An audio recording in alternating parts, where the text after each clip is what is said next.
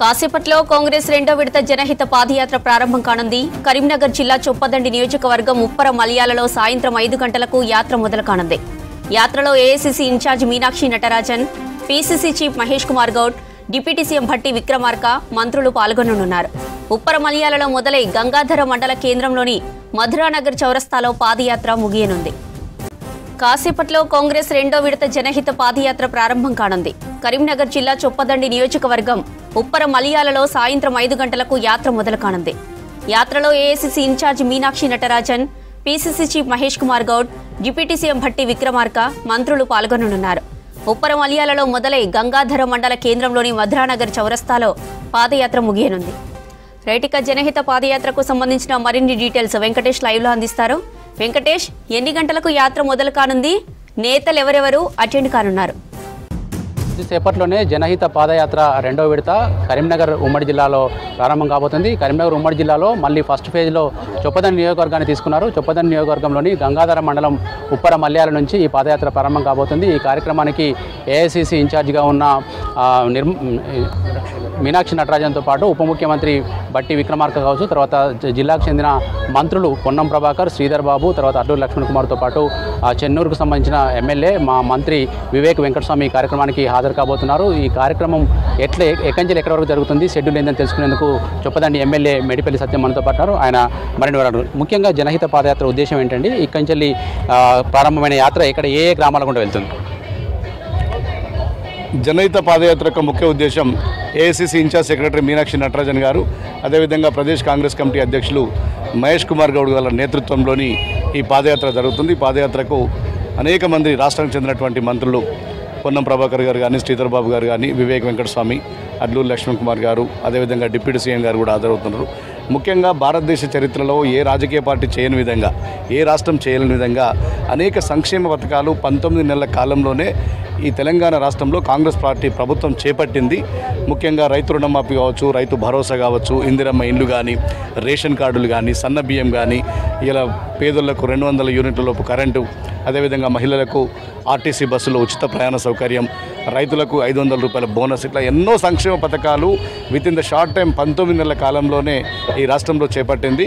ఇంకా సంక్షేమ పథకాలను ప్రజలు ఏ విధంగా తీసుకెళ్ళాలి, మున్ముందు ఇంకా ప్రజలకు ఏ విధంగా మేలు చేయాలి, మరిన్ని సంక్షేమ పథకాలు ఏ విధంగా రూపకల్పన చేయాలని చెప్పి క్షేత్రస్థాయిలో ఇలా ప్రదేశ్ కాంగ్రెస్ కమిటీ అధ్యక్షుడు మహేష్ కుమార్ గౌడ్ గారు కానీ, అదేవిధంగా ఏఐసీసీ అబ్జర్వర్ మీనాక్షి నటరాజన్ గారు కానీ క్షేత్రస్థాయిలో ప్రజలకు ఇంకా ఏ విధంగా మేలు చేయాలి, ఏ విధంగా సంక్షేమాన్ని ఇంకా ప్రజలకు విస్తృతంగా తీసుకెళ్లడానికి ఈ జనహిత పాదయాత్ర ఉపయోగపడుతుంది. ఓకే, ముఖ్యంగా ఇక్కడ ఉప్పర మల్లెల్లో స్టార్ట్ అయిన తర్వాత ఆ గంగాధర మధురానగర్ ఎండ్ అవుతుంది కదా, ఎంత మొత్తం డిస్టెన్స్ ఎంత అండి? ముఖ్యంగా ఈ మధ్యలో ఈ గ్యాప్లో ఎవరెవరిని కలుసుకోబోతున్నారు?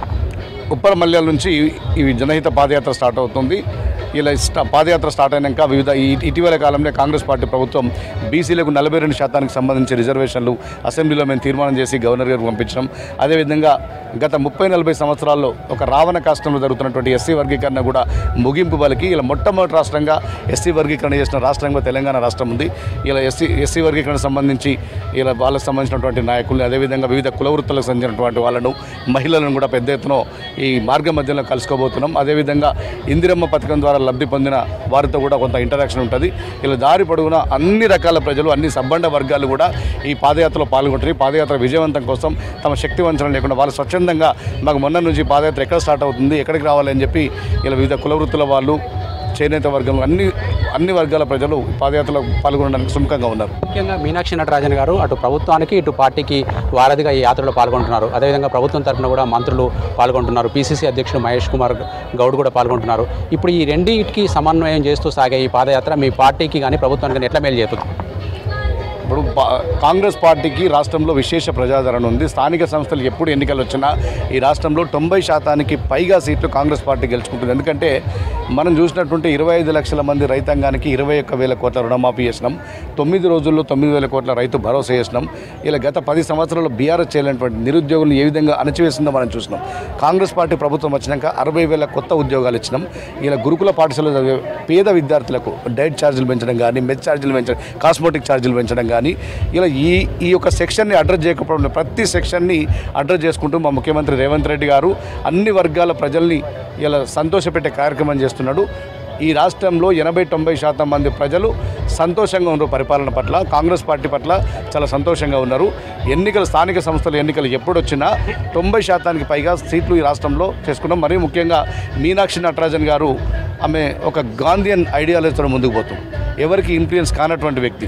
ఇలా కేవలం ఆమె ఎంతో కష్టపడి ఒకసారి పార్లమెంట్ మెంబర్గా ఎన్నికై ఒక నిరంతరం అధ్యయనం చేస్తూ ఇలా పేద ప్రజల సమస్యలు కానీ ఇలా ప్రజలు ఎదుర్కొంటున్న సమస్యలు అధ్యయనం చేస్తూ అటు పార్టీకి ఇటు ప్రభుత్వానికి ఒక మధ్య వారధిగా మీనాక్షి నటరాజన్ గారు ఉండరు.